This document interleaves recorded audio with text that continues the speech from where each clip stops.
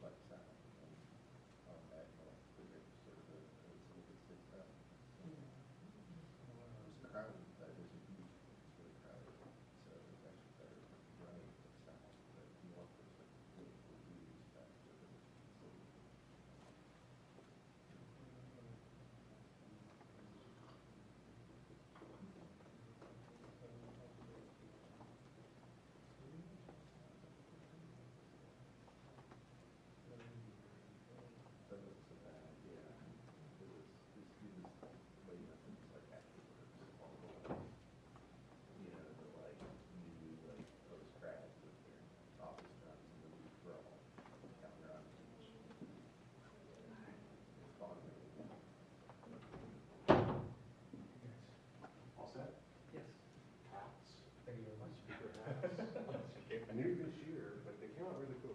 So hopefully it's too small for me. Well, it's like a big head. They have, Naz. No, they'll be fine. Boss has the biggest head. We have to Oh, he's sitting there. Oh, man. Because everybody's been saying that. But Liam never gets on his head. It's really not. They don't fit in. Yeah, well, people are starting to tweet pictures of them already. So. Maybe put it on eBay. Yeah, they could turn it on That's pretty eBay. good. I don't know, hard to say.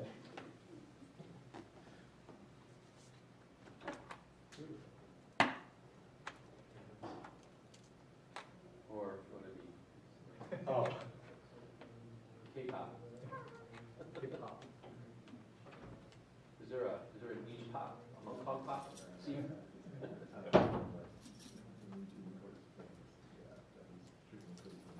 There you are, Gangnam Style.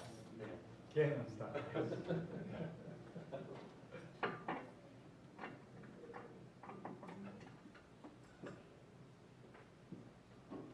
Is Gangnam Style popular in Hong Kong? Very much. Okay, Especially here among very, kids. yeah. Especially among kids. Here it's very popular, but Really? Yeah, but not his other song. His other song that he made like 2 months later. He recently had a new song. One hit wonder. Yeah, he tried to make another YouTube video to make people like go to it and nobody cares.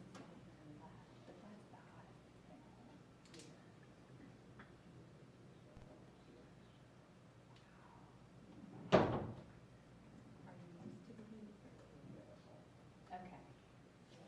Perhaps we should get started. Good morning, everyone. And thanks very much for coming. My name is Wilson Chow. It's my colleague Michael Yin. We're from the University of Hong Kong. I'm just wondering how many of you have been to Asia or specifically been to Hong Kong before? Good. Taiwan? Yeah, Taiwan. Hong Kong. Yes, that's great. It took us 15 hours to fly from Hong Kong to Chicago, and we're suffering from jet lag, obviously. Time difference of 13 hours added on top. So if I'm going to say anything inappropriate, that must be caused by the jet lag. So please pardon me. We're very delighted to be here and share with you our recent experience in a teaching and learning program, teaching and learning development project which consists of two parts mainly. One is called Simple, the simulated professional legal environment, and the other standardized clients, which perhaps the audience may be familiar with, because I understand that Professor Paul Mahar has come to this conference a number of times and a few years ago, and definitely those are the subject areas that he talked about and mentioned. Before we move on to describe the project, and also Michael is going to share with you some of the data, the evaluation that we have conducted just before we depart for Chicago for this conference. Allow me a few minutes to explain the background and perhaps to introduce to you the context, why and how we introduced the project in Hong Kong U. Although the focus is on Hong Kong and our title includes Asia, which perhaps give you a broader scope, I think it's fair to me to say that there has been increasing emphasis, particularly in law school teaching and learning, on experiential learning, not just in Asia, particularly in Hong Kong, and I'm quite sure that it's a worldwide phenomenon. By experiential learning, mainly the teaching methods refer to one possibility is learning in real life, and the other will be learning by realistic simulations, either with or without the aid of technology.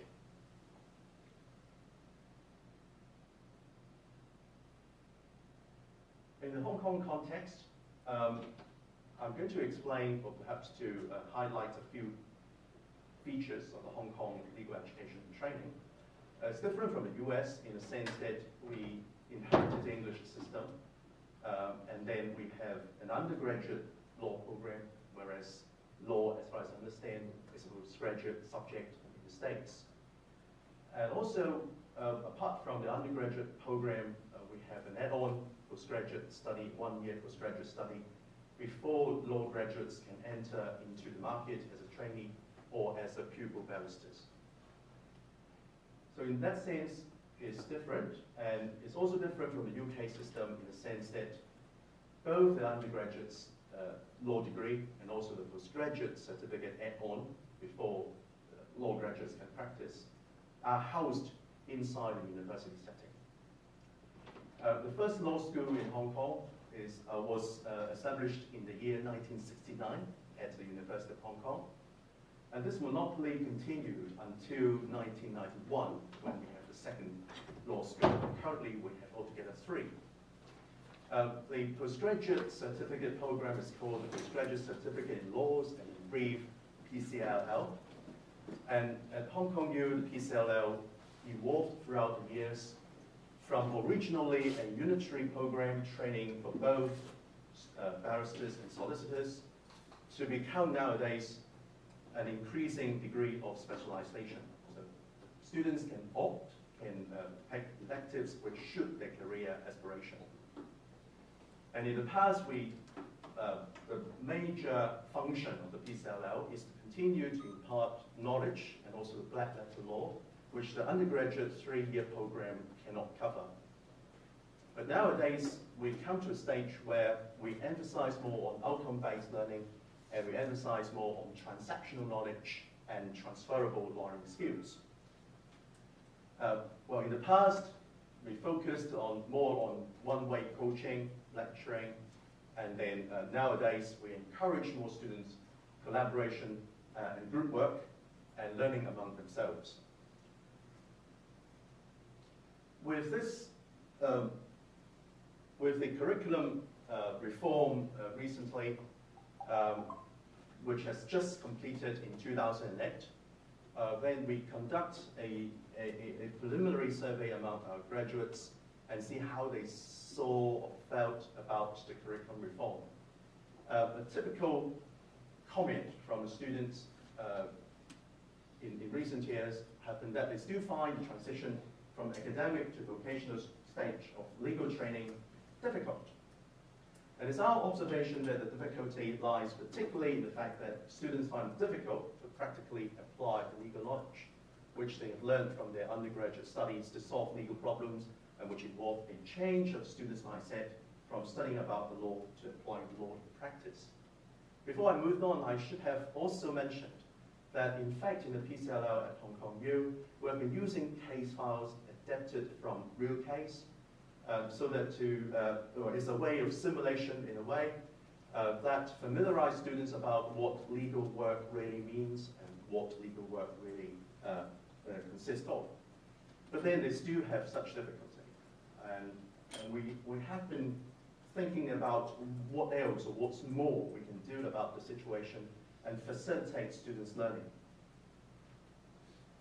Well, the obvious or the most effective way, of course, we have thought about is by way of arranging internships and by way of perhaps clinical experiences. But the situation in Hong Kong is different, perhaps, from states in a number of ways and from other jurisdictions in various ways. In Hong Kong, learning law in real life through either internships or clinical experiences are very limited. It can only be enjoyed by very few students. As far as internship is concerned, well, we have about 800 law firms in Hong Kong by the end of last year. Most of them, however, I think it's about 3/4 of the law firms in Hong Kong, they have only either one sole proprietor or with only 2 partners, no more.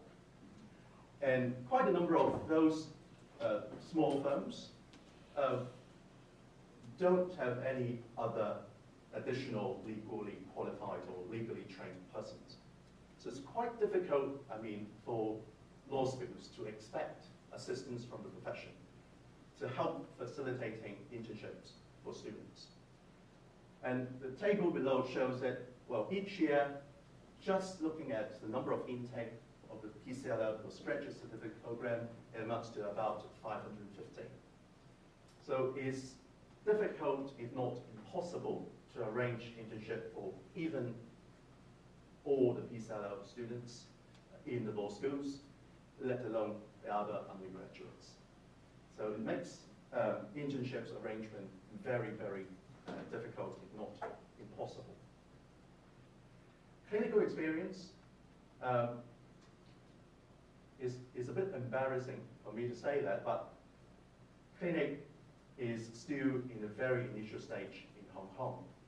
Only Hong Kong U is running it at the moment, and it's still at its very infant stage. We offered the legal clinic program as one of the electives in the undergraduate program. The major reason being that we understand it's very resource demanding. We have one full-time, one part-time director of the clinical program plus a deputy director, again serving part-time in the clinical program at Hong Kong U. And they are recruiting additional pairs of hands in order to supervise the students who are interested in taking this elective. And even though the clinical program has been very well received by students, well, we have to be very careful about expanding the program to a wider audience of the students. Types of cases that the clinical legal program at universities can handle are also very limited, because surprisingly, the legal profession in Hong Kong has been quite skeptical about the idea of law schools running a clinic. At the establishment stage, the Law Society of Hong Kong actually criticized or registers their very great concern about law schools running legal clinic. One of those concerns, of course, is about risk management, and the other, of course, is about competing with the solicitors or lawyers already in work.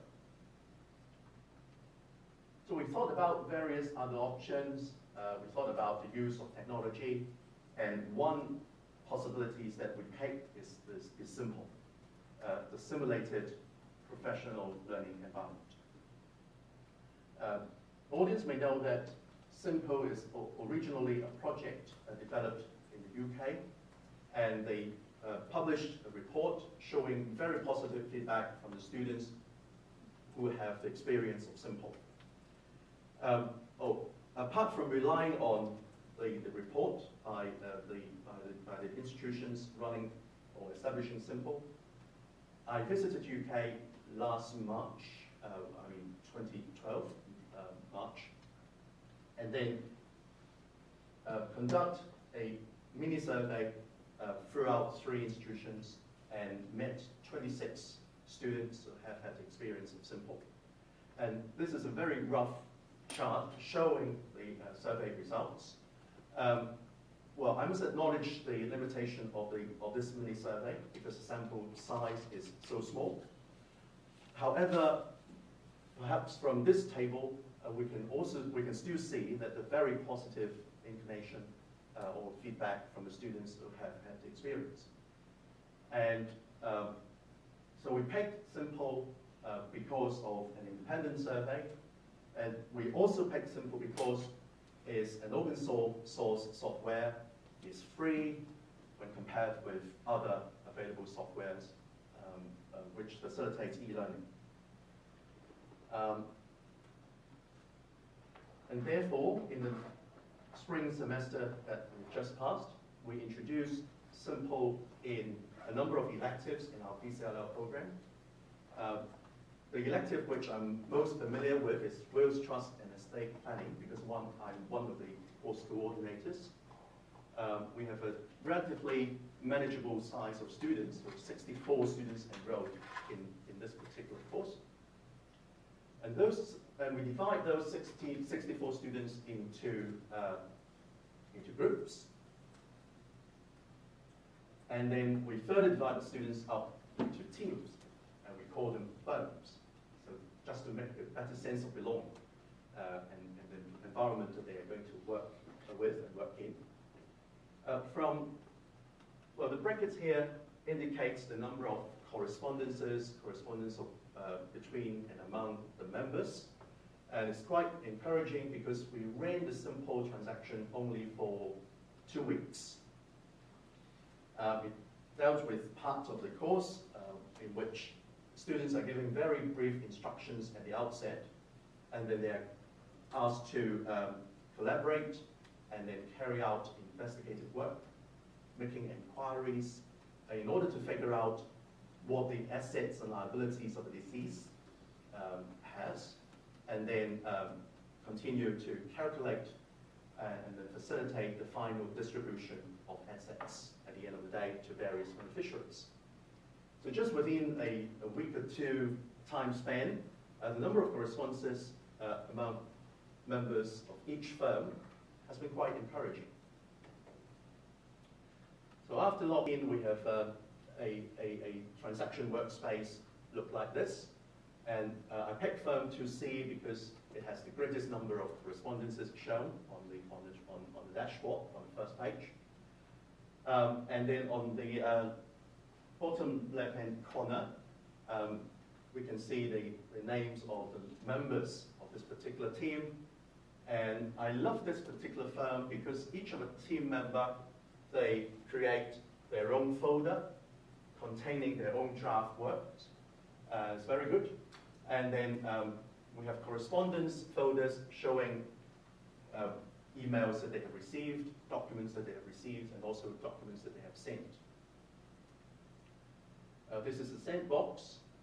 And then we can see that at the end of the day, they come up with a memorandum of advice, which suggests or makes suggestion or provide opinion to the personal representative of the deceased how assets should be distributed among various beneficiaries. There are, of course, other features that we haven't been able to fully utilized, and we are planning to enhance the Simple transaction for the coming fall semester. The other part is the standardized clients initiative, and this slide summarizes what it means. Is we believe that with proper training and carefully designed assessment procedures, standardized clients who are lay people, lay to the legal profession, can play the role of a client and could assess students in a 5-point scale with rubrics set out against each point, important aspects of client interviewing, with validity and reliability comparable to assessments by law teachers. So those are the 8 criteria that standardized clients measure against students' performance in client interviewing.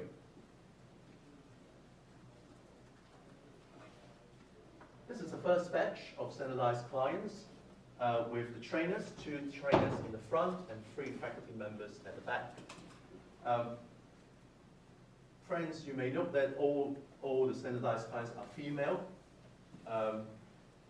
Is partly deliberate because the whole story is that we have a client who's a female who made a will 10 to 15 years ago, and now because of changes of circumstances, she's going to change the will.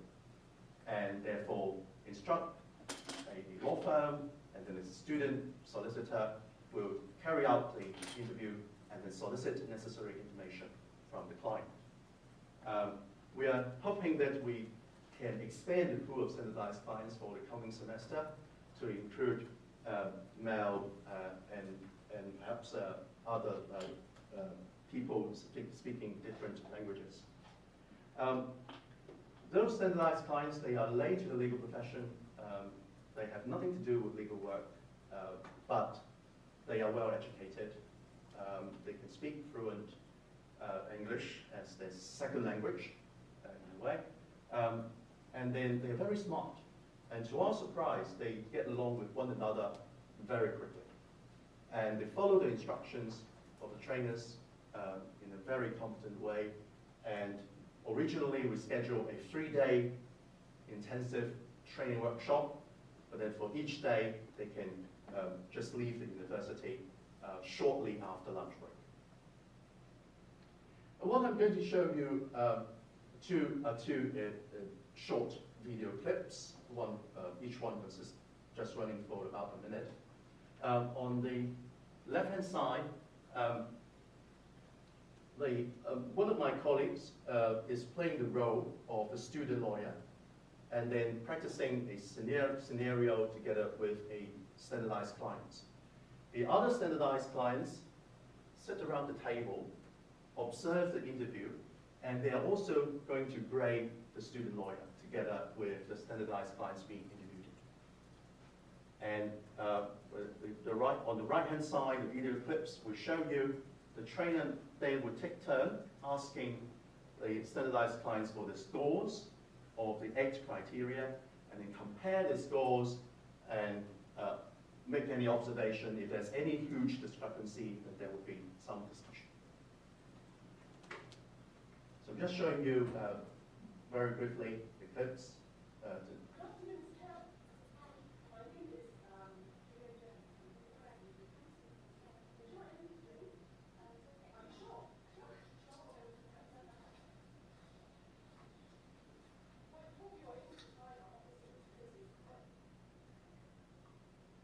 You can see that my colleague has been very enthusiastic at the beginning, welcoming the client, right?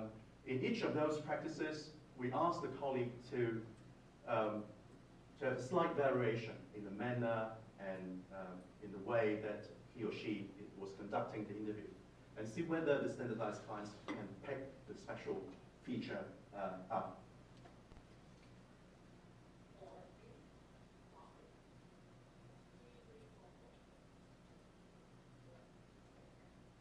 So the trainer now is completing the Excel spreadsheet, just marking down the different scores put by the standardized clients.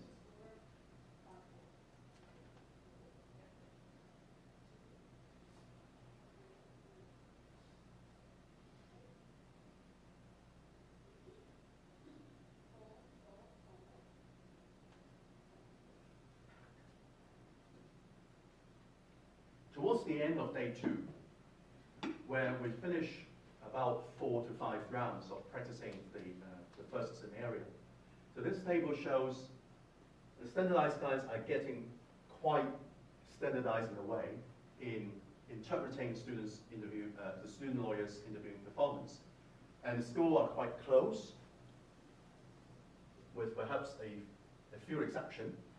And then the teacher score, well, the other faculty members in the training workshop, they also mark the scores accordingly, and we can see a quite close sort of indication that the standardized client score is quite close to the teacher's score. That's just towards the end of day 2 of the training. And what I'm going to show you in this slide are 2 video clips of the same student doing the interview. And firstly, on the left, she's doing the practice exercise, which is not graded. And on the right, she's doing an assessment, which is graded. And in between, there's a time gap of 2 weeks. And we have, of course, provided the student with the written feedback of the standardized clients whom she met in the practice session. And in the lecturer, we also conduct a large group review session to go through some of the common problems the student had during the practice. Again, I'm just showing you a very short bit of the exercise.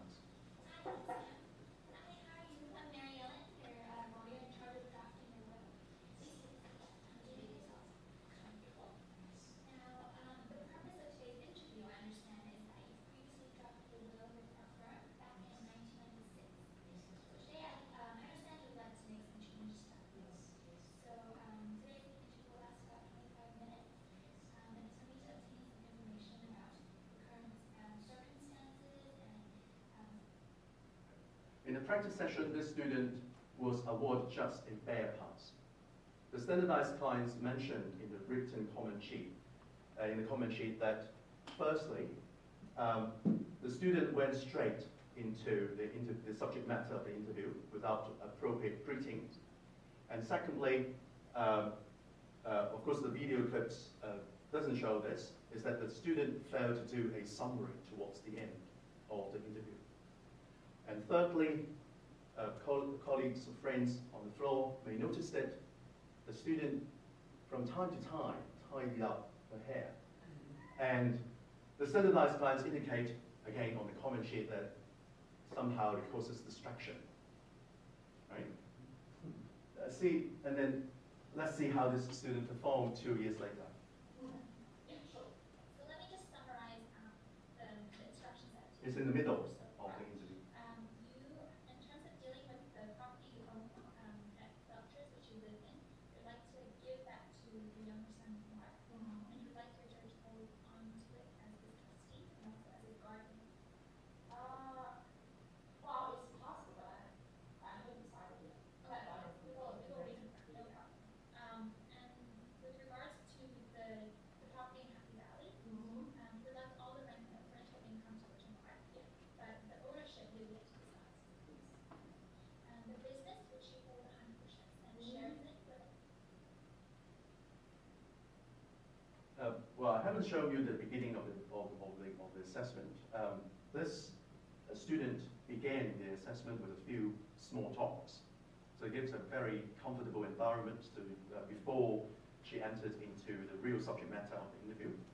And the video shows that she has been summarizing the instructions and clarifying some of the instructions with the client from time to time as well. And you may also notice that she has this time her hair, right, tidied up, and well, so that she hasn't caused too much disruption to the standardized clients. So it shows the whole process to be effective, and this student actually came as the very first in the interviewing exercise, and she was awarded a 75% out of 100, which is equivalent to a distinction mark in this particular assessment. A few interesting things. You'll see that in the on the left-hand side should be the practice session. The score that students were being awarded by standardized clients are low. It's marked out of a 5-point scale, so it's quite low, actually. But then within 2 weeks' time, students' performance shot up, and they are quite happy with the assessment scores. And in the middle of the exercise, or in the middle of this process, we also ask the students to review their own performance in the practice and score themselves. And we find a very interesting phenomenon as well. You see that students tend to evaluate their own performance higher than anybody else. So perhaps we'll share this sentiment too. And after the experiment, we conduct various surveys, and I now hand over to Michael to take you through our preliminary findings and results. Thank you, Wilson. I'm Michael, colleague of Wilson. As Wilson mentioned, this is the first time in the 40 years of establishment of HKU that we started to use internet platform to work out some kind of simulation exercise for students, as well as using standardized clients to try to train or assess students' communicative competence. Therefore, we are very eager to learn how students feel about that so that we are able to improve or further progress these two initiatives. But at the same time, we know that because this is the first time in our 40 years history of running this platform, and this is the first time in the students' 5 years legal education that they are engaged into simulation platform with internet. Therefore, we didn't expect too much of the expectation, but we try to find out how they feel so that we can improve. So this is a sorry for the small font, but this is a student evaluation. We have 16 items for them to evaluate about the simulation of professional legal environment platform. It's simple that they are allowed to grade from 1 to 5, 1 representing strongly disagree, 2 disagree, 3 neutral, 4 agree, and then 5 represent strongly agree. So the basic takeaway from their evaluation is that I think they are slightly above neutral, little bit happy about the way the simple platform trains them in terms of giving them a sense of legal practice versus learning the law at the school, giving them the chance of enhancing their collaboration skills with their colleagues or their schoolmates, and then telling them about how to questions, how to analyze case. The practical aspect, I think they're happy with. But what they are not happy with, which give us slightly below neutral grade, about it doesn't help them with their interest in learning. It doesn't give them more enjoyable learning environment, and seem to be they're not totally agreeable that it helped them enjoy learning or learn better. Seems to be there's some kind of contradiction between these two aspects. Why we conduct further focus groups, interviews to understand the reasons. This is just a contrast as to how we got the evaluation from the UK counterparts, which seems to be although we are not conducting that many questions in our UK interviews, but seems to be most of these grades are higher than what we got from Hong Kong students. So why? We got a number of key takeaways from our focus group interviews. They thought that the platform can assist them in interacting with peers, can help them with enhancing the ability of making inquiries. But why they're not enjoying, why they don't think that it gives them extra interest or extra enjoyment is because the interface is not user-friendly enough. They're basically not happy with the interface, which was invented by our UK colleagues, by our UK professors in 2006. Okay, and the other complaints are because the technical interface is not user-friendly enough, and they are not given enough time to practice, because as contrasted to what happens in the UK simple pilot test, in the UK students the simple exercise spread across the whole semesters. Therefore, students were given at least 11 to 13 weeks to practice, to use, to engage with them, and then to use them, vigorously with interactions with teachers and peers. But in our case, because of the pilot natures, we only have 2 weeks to 3 weeks for them to complete the exercise. Basically, 3 weeks from learning how to use it, and to complete it. Therefore, I think they don't have enough engagement and the learning curve to complete, so that they find the interface very user friendly. At the same time, they complained about the reality or the level of simulation by using the simulation platform, because we gave them the scenario of completing a wheel instructions or wheel making instructions, and they thought that some of the instructions have to be carried out by face-to-face, and some of the instructions have to be carried out by further emails and inquiries. But by using the simulation platform, all the inquiries with the partners, with the peers, and with the clients, from the beginning to the end, have to be carried out through electronic platform. That most of the students think is not real. It's not real enough. Therefore, they thought that the scenario had to be redesigned so that they should be given the chance to meet the client, like standardized clients, face-to-face, and then followed by getting further instructions through the simulation platform. Therefore, the basic complaints are the technical interface as well as the level of reality of the scenario by using the simulation platform. So we take that, well noted. On the other hand, on standardized clients initiatives, we got a fairly satisfactory evaluation result in contrast, although this is also the first time, okay? And basically people are finding very helpful by interviewing standardized clients so that their ability in summarizing information and by explaining to client as well as the listening skills have been greatly improved. So therefore, they basically, through the standardized clients, agree that they learn how to value what clients think, how to think how the client think, and then how to share their feelings. So we conduct further focus groups, interviews with students, and then basically they gave quite positive feedback about the standardized clients initiative, saying they gave them enjoyable experience. It's much better than in the past where students were given the opportunity to be assessed by tutors or part-time legal practitioners who pretend to be clients. Because those part-time tutors or legal practitioners, they are very knowledgeable in law, but at the same time they may not be an expert in assessing communicative competence.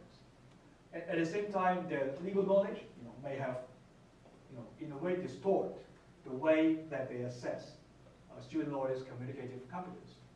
Therefore, people feel that facing a stranger, a lay client, is much better for them to learn communicative competence. And they also said that the standardized clients look professionally lay, because we gave them a workshop, we trained them to be lay client, they were trained and standardized to respond to a set of questions in a standardized way. Therefore, students feel very good about this and feel the degree of reality is enough.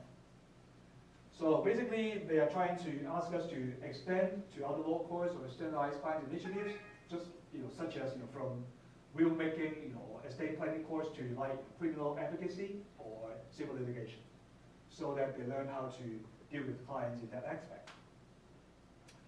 Despite the different evaluation results or some of the feedbacks from students from these two initiatives,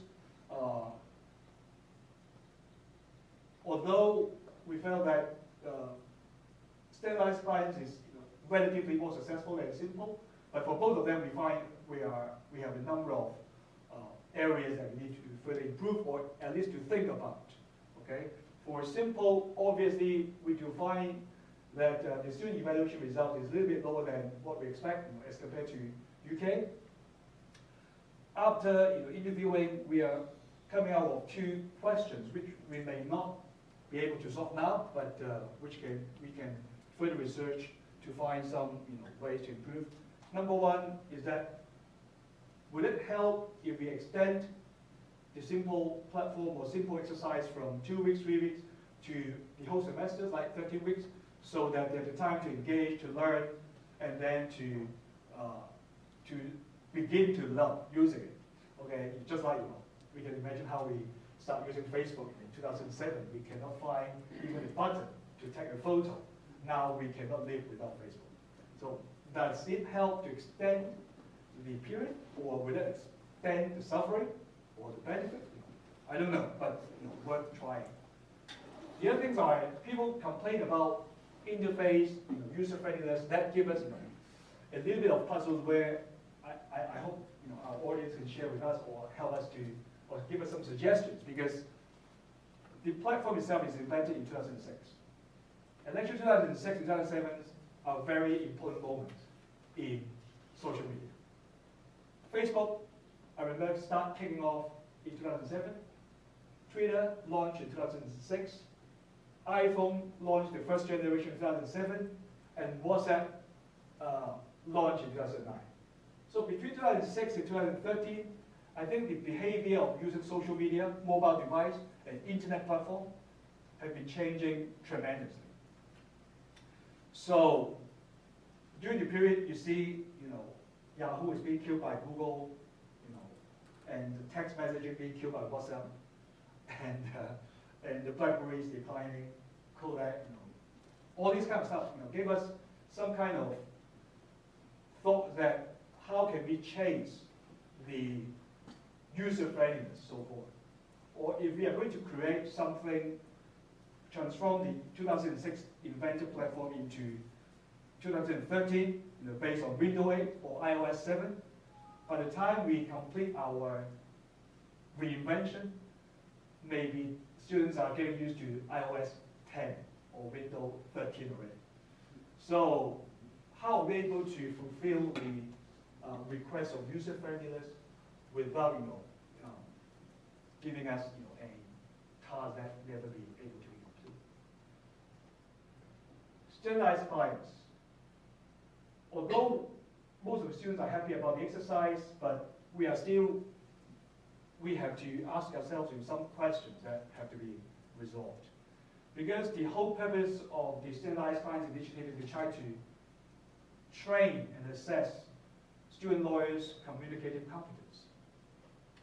But we are using a UK template or rubrics or criteria to assess that.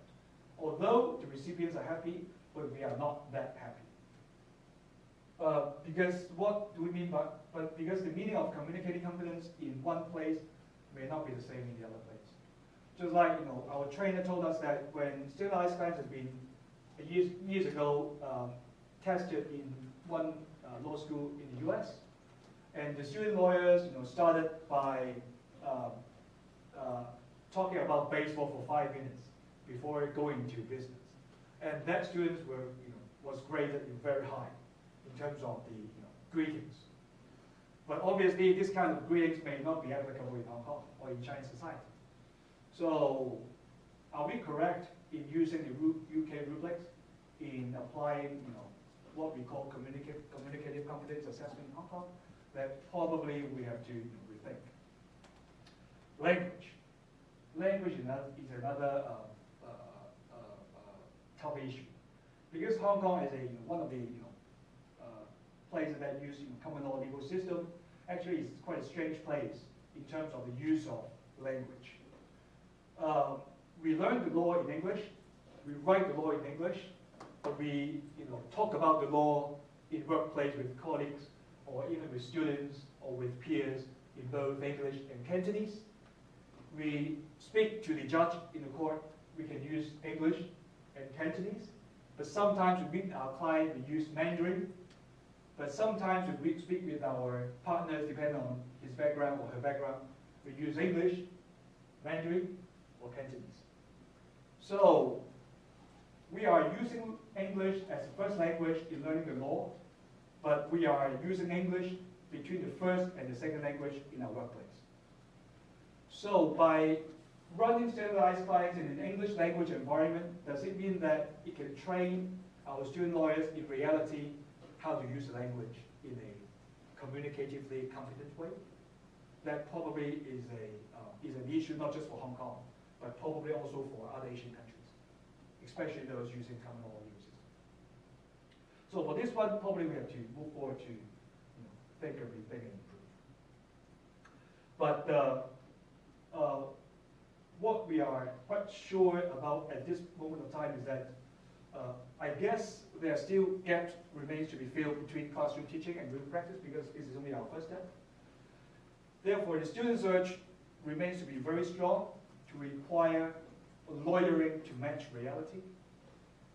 And standardized clients and simple, platform, although quite late in our history of legal education, remains to be very important steps for us to kick off. But obviously, there are a number of ways that we have to improve our execution. I think in the process of implementing these improvements, I think internet, information technology, as well as social media, could be of help, which are very much welcome audience suggestions.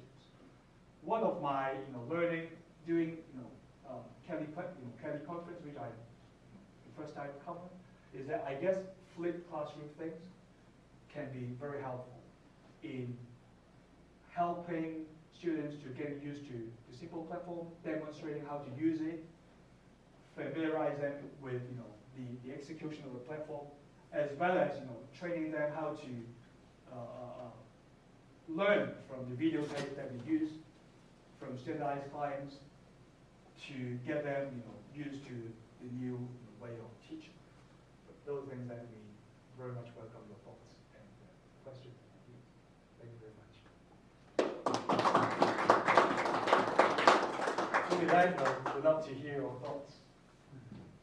And your experience, of course. So we explored simple a few years back as well, and ran into a lot of the same problems. We were trying to use it in a short form. In other words, having students, have faculty create simulations that would only run for a couple of hours or maybe a week or something. And because students wouldn't be able to sit in front of it for an 11-week period like they do in the UK, they needed that time to get familiar with the interface, and then never actually got comfortable enough to get familiar with the problem itself. So we sort of noodled around with trying to redesign the interface, but as we did sort of the analysis of how much it would cost to redesign the interface in Simple, it came out to be about the same cost as just rewriting it from scratch. And saying, well, there's an awful lot of work that we would do here, so we would have to start from scratch. And so that's sort of where we dropped the project. I think this is a similar thought that has been going around our mind as to how to improve or reinvent or even recreate or create something of our own. Or does it work? And the second problem was I went and talked to Deb also worked with this. We talked to a lot of faculty about, so what does when we say simulation, what do you think? And it turns out every single faculty member has a different definition of what a simulation is and what the elements should be in one and what's important to teach. And the problem is when you get a lot of ideas like that, they don't coalesce into a relatively simple interface, right? So it's very hard to design a generalized simulation system that will work in lots of different classes or lots of different teaching styles, stuff like that. You sort of have to go very vertical. This style, this type of way of doing it, and then this way of doing it. Because there are also open source simulation engines that you can and game engines that we looked at to try to layer something on top of that. Very difficult. You have to know what you're doing. Imagine that, and if that isn't very straightforwardly laid out when you start, then you're going to fail. When it comes to simulations, Michael Theodore building was smooth. There are some very close similarities between our system and your system. We have 40 years in legal education as well. And we have a two-tiered system. The students do the LLB, which is the academic program, and then they come to the law school, which is a vocational legal education program. And I have taught civil procedure and now teaching law of remedies. When I dealt with civil procedure in terms of simulation, because students had this very academic approach, I decided that I would create the physical compound of the law school as the Republic of Pure Law. And if you were outside of the physical compound, you were outside of the jurisdiction. So and I created rules of thought, which were the rules of thought for Trinidad and Tobago, mutatis mutandis, the Republic of Cuba. And each tutor was a judge in his division of the court. So as I lectured on initiating an action, I would give them a blank form of a writ, which they would be required to fill out and file. When they did that, when I lectured on service, they would have to serve the writ. And in each division of the court, I would have students as attorneys for the client, for each side, the defendant and the claimant. I would have a marshal of the court, and I would have all the officers. I would have a registry, which was our registry in the law school. And they would then have to come and, well, of course, file the documents and serve it. And I told them that you could be as passive or as evasive as clients would be in practice.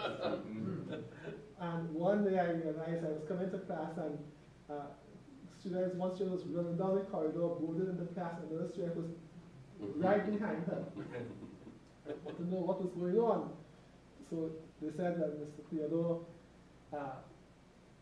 we initiated action against this defendant, and apparently she got wind of it and she was evading us. We could not find her anywhere. But we knew she had to attend class today. Stalking her. Very small. Yeah. So that was how we attempted to. It's like Assassin's game. Yeah. And so that was the kind of method I used. The only thing was that we did not have a method of assessment. It was not part of the formal assessment. So when other assessment methods came into play, like assignments and those other things, students just took their energies and focused it there away from the practical. Yeah. But that's one of the things that we use. We also have a legal aid clinic, and so I'm surprised to find out that your law association has such a negative approach to legal aid training, because we have had our legal aid clinic for over, certainly in practice, 30 years. And we have 3 law schools in the Caribbean, one in Trinidad, one in Jamaica, one in the Bahamas, and they all have legal clinics utilizing and giving service to live clients. You know, so I would like to. I have a colleague who is actually in the legal aid clinic, who I would probably like you to meet to talk about the differences between what you do. That would be great. Yeah, Joe Rosenberg from City University of New York, and I've taught, I direct the clinics and run an elder law clinic, but I've also taught our wills, trusts, and estates elective, as a bar elective, but also trying to incorporate practical aspects. So I think, you know, your ideas are great, and I think you should keep trying to pursue them for the course. You know, I think kind of similarly, it's hard to integrate the practical experiences in a course that has other goals.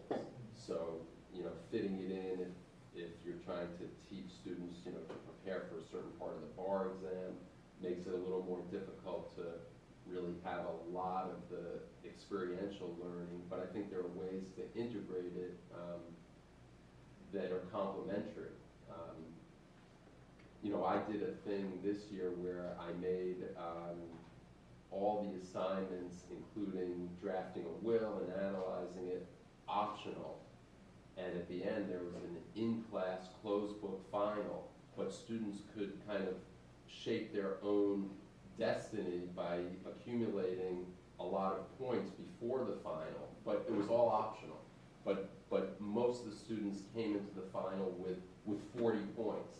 so the final was counted a lot less, and that was interesting. And also similarly, I'm just wondering if the clinical work that you're doing at your law school is geared towards people who can't afford private lawyers or who are currently not being represented by the Hong Kong firms, and whether there must be some unmet legal needs, and that might be a way of alleviating the concerns about the competition, and because those concerns by the private bar are really kind of the time-honored concerns that sometimes private bars have, because the competition concern, I think, is justified. You don't want to take business away from private lawyers, and I think the quality concern is that's usually not that justified. So I'm just wondering about whether you've tried to carve out that unmet legal needs market for the clinic. We have been trying to. In terms of the clinic, I think the protocol has been that we conduct initial interview. Whenever a lay client comes or registered interest to see one of our legally trained colleagues, and together with a number of students, but then the legally trained, qualified colleagues working in the clinic would then make an assessment whether or not the case should be taken up by our own, or should be referred to a private lawyer, or make a suggestion to the lay client to contact the private lawyer instead. I think that has been the final protocol that we agree with the profession, so that the legal profession in Hong Kong sort of give way, right? Allow us to to take off the clinical program in Hong Kong, and we are definitely going to continue in this way. And indeed, the number of cases or number of inquiries that we have received has been increasing from year to year. So we definitely see the demand outside, and originally we market the clinical program just within the university community, but somehow it gets across to the public, and we have been seeing clients from the general public from time to time. Would you mind elaborating a bit on the economic and resource aspects of this? We hear that in our experience, clinical is very worthwhile, but often more expensive. Simulation can be more expensive. How does this fit in to the economic and resource question? I think in terms of standardized fines, it's obviously, if executed well, is more economical than using part-time lawyers and part-time tutors to assess advocacy skills or community competence or interviewing skills. That's one of the reasons why UK embarked on standardized fines initiatives as a way of trying to train a bunch of people that can come up with the equally valid and equally reliable assessment skills as compared to more expensive lawyers. Therefore, that's no doubt. So, in terms of simulation platform, I guess it's difficult. It's difficult to estimate. Yeah, because it really depends on the interface. As one of you mentioned, the how to make the interface fit the needs and continuously to improve it, which could be huge amount of cost. Which I guess at any stage. Before we launched the pilot simple project, we did have some doubt as to the level of user friendliness and the perception that students may have. But perhaps I took the bold decision to go ahead and hope that students would be living up with the existing or regional platform. The evaluation results prove that I was partly right, in the sense that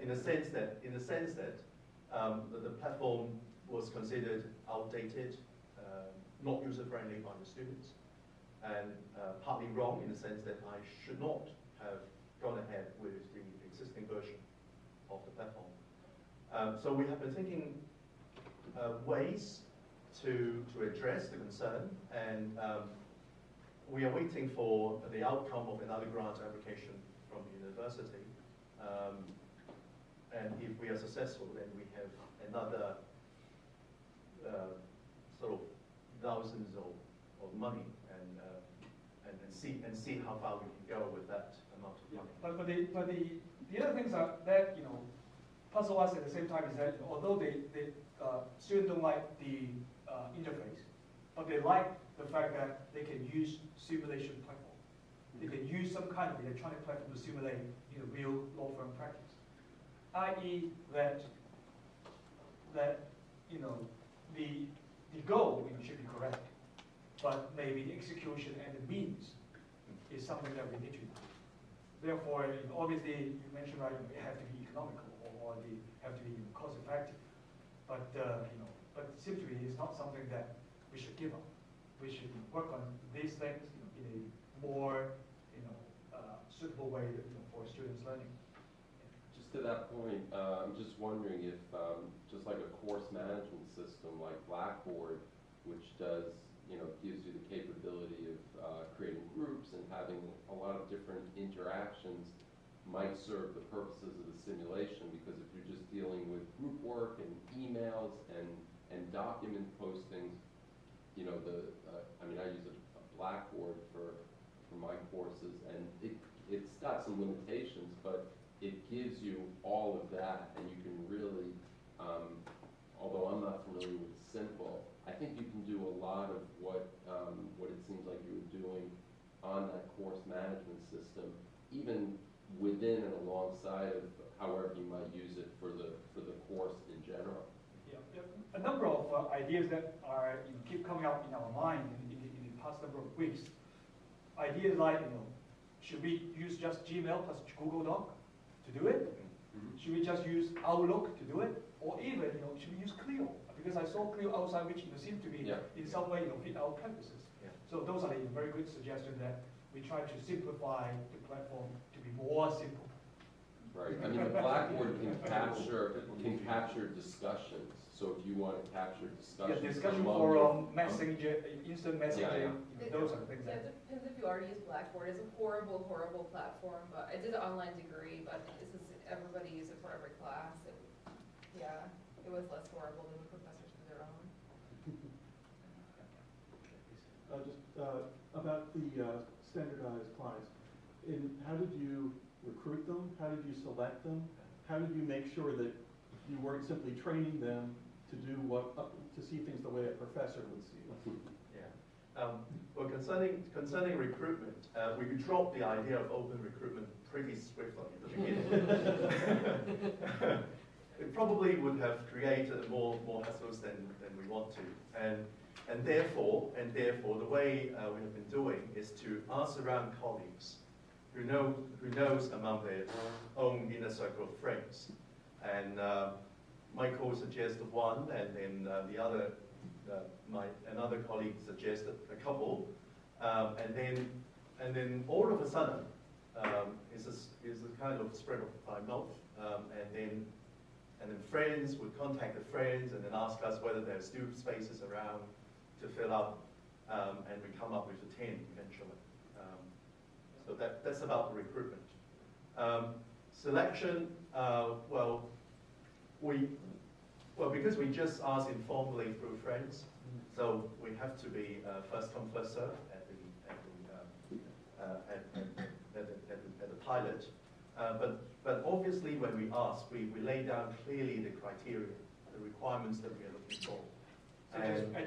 Such as education level, gender. Yeah, and most important of all is that they are willing to give up the whole 3 days for the training and come back to universities 2 afternoons to do the practice and the assessments. Yeah. And the other keys are, I guess, not just the background or the way that we recruit, the standardizing process is also, if not the most important, one of the very important things, that we keep doing the interviews, ask them to grade, and at the same time, we as students and teachers also grade, let them know whether they are different from us, why, whether they should be different from us in grading. Therefore, they will be taught in standardizing the assessment method, like we teachers.